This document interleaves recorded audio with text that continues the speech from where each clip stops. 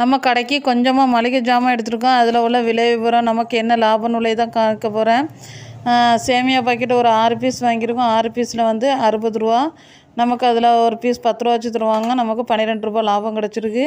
அதேமாதிரி கார்ன்ஃப்ளவர் மாவு வந்து 1/4 கிலோ பாக்கெட்டில் ஒரு 4 தான் வாங்கியிருக்கு.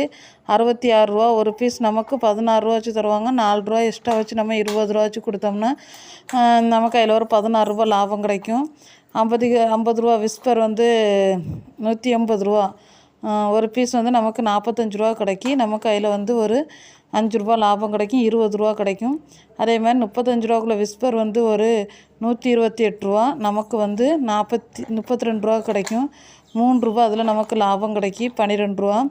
45 ரூபாக்குள்ள ஸ்டே ஃப்ரீ அதேமாதிரி 4 பீஸ் வாங்கியிருக்கோம். 37 ரூபாய்க்கு நமக்கு தருவாங்க.